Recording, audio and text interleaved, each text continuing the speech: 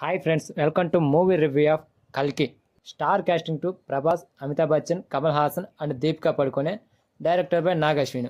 First of all cinema story గురించి మాట్లాడుకుంటే, కురుక్షేత్ర యుద్ధం జరిగిన 6000 సంవత్సరాల తర్వాత భూమి పూర్తిగా నాశనం అవుతుంది.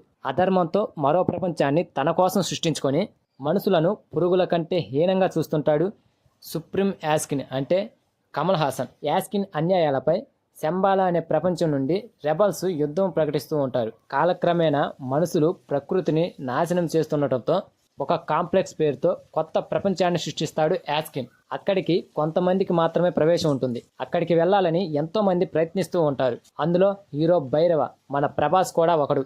కాంప్లెక్స్ లోకి వెళ్లాలన్నది తన కల. మరోవైపు అన్యాయాలు పెరుగుతూ ఉంటాయి. శంబాల ప్రపంచం వారు కల్కి రూపంలో దేవుడు మళ్ళీ వస్తాడని అనుకుంటూ ఉంటారు. తన దేవుడికి జన్మనిచ్చే తల్లి కోసం చూస్తున్న వాళ్ళకి సుమతి అంటే హీరోయిన్ దీపికా పడుకొనే కనిపిస్తుంది. ఆమె యాస్కిన్ ప్రపంచం నుంచి తప్పించుకుంటుంది. సుమతిని తమకు పట్టిస్తే కాంప్లెక్స్ లోకి ప్రవేశం ఉంటుందని కమాండర్ మానస్ భైరవతో ఒప్పందం కుదుర్చుకుంటాడు. అప్పుడు భైరవ బారి నుంచి సుమతిని కాపాడేందుకు అశ్వత్థామ అంటే అమితాబ్ బచ్చన్ ఎంట్రీ ఇస్తాడు. అసలు అశ్వత్థామ ఎక్కడి నుంచి వచ్చాడు? కురుక్షేత్ర యుద్ధం జరిగిన 6000 సంవత్సరాల తర్వాత కూడా అశ్వత్థామ ఎలా బతుకుంటాడు? ఆయన ఏం చేశాడు? సుమతిని ఎలా కాపాడాడు? భైరవ కాంప్లెక్స్ లోకి వెళ్లాలనే కళ నెరవేరిందా? అశ్వత్థామ శంబాల ప్రజల్ని కాపాడా లేదా అనేదే ఈ movie story. So friends, first ఈ సినిమా ట్రైలర్ చూశాక నాకైతే ఏమనిపించిందంటే, అసలు ఈ సినిమా థియేటర్లలో ఆడియన్స్కి అర్థమవుతుందా లేదా అని. కానీ సినిమా చూశాక చాలా ఇంట్రెస్టింగ్గా, సింపుల్గా స్టోరీ భలే అర్థమైంది. ఆడియన్స్కి అర్థమయ్యేలా స్టోరీని చాలా బాగా తీర్చిదిద్దాడు డైరెక్టర్ నాగ్ అశ్విన్. ఏదైనా అద్భుతాన్ని చూసినప్పుడు ఆరాలు తీయకూడదు, ఆస్వాదించాలి. ఈ కల్కి సినిమా అలాంటిదే. మహాభారతంలోని క్యారెక్టర్స్ని తీసుకొని మన పురాణాలకు లింక్ చేస్తూ 2 సరికొత్త ప్రపంచాలను సృష్టించాడు డైరెక్టర్ నాగ్ అశ్విన్. ఈ విషయంలో డైరెక్టర్ కాస్త సాగదీసి చెప్పిన ఆ విజువల్స్కి అండ్ ఆ స్టోరీ ఆలోచనకి హ్యాట్సప్ చెప్పకుండా ఉండలేము. విజువల్స్ పరంగా అయితే నెక్స్ట్ లెవెల్లో ఉంది ఈ సినిమా. మరీ ముఖ్యంగా అయితే మహాభారతం వచ్చిన ప్రతిసారి కూడా గూస్ బంప్స్ వచ్చాయి. సినిమా స్టార్టింగే ఒక 15 మినిట్స్ దాకా అద్భుతంగా రన్ అయ్యింది. ఆ తర్వాత కూడా ఇంట్రెస్టింగ్ గానే ముందుకు సాగింది.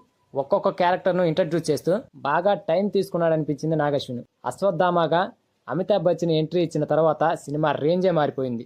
మధ్య మధ్యలో వచ్చే మహాభారతం రెఫరెన్స్ సినిమాని మరో స్థాయిలో నిలబెట్టాయి. 2 ప్రపంచాలకు లింక్ పెడుతూ ఇలాంటి కథ రాసుకోవడమే గ్రేటు. అలాంటి ప్రపంచాలను విజువల్ ఎఫెక్ట్స్తో నాగ్ అశ్విన్ మనకు చూపించడం నిజంగా నాకైతే ఒక అద్భుతంలా అనిపించింది. స్క్రీన్ ప్లేలో అక్కడక్కడ నాగ్ అశ్విన్ కాస్త తడబట్టినట్టు అనిపించిన ప్రభాస్ కోసం ఇచ్చిన క్యారెక్టర్లు అండ్ యాక్షన్ సీన్స్ అలరించాయి. ఇక సినిమాలో బుజ్జి భైరవ కెమిస్ట్రీ అయితే అదిరిపోయింది. ఈ సినిమాలో ప్రభాస్ గారికి హీరోయిన్ లేదు, అక్కడ కాస్త మైనస్ అయింది.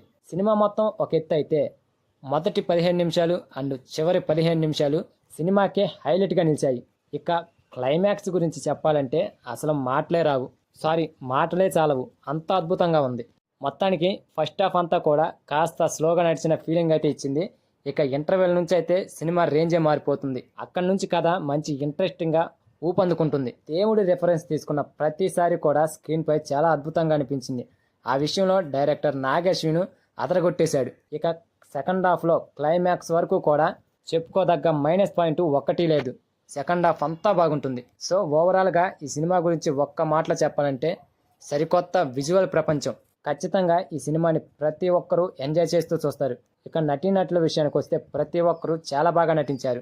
మెయిన్గా చెప్పుకోవాల్సింది మాత్రం ప్రభాస్ గారి గురించి అండ్ అమితాబ్ బచ్చన్ గురించి. వీళ్ళిద్దరి మధ్య వచ్చిన యాక్షన్ ఎపిసోడ్స్ గురించి ఎంత చెప్పుకున్నా తక్కువే. So that's it guys. Cinema అయితే నాకు చాలా బాగా నచ్చింది. మీలో ఎంతమందికి నచ్చిందో కామెంట్ చేయండి ఫ్రెండ్స్. అలాగే వీడియో కనుక నచ్చితే లైక్, షేర్, సబ్స్క్రైబ్ ఏదో ఒకటి ప్లీజ్.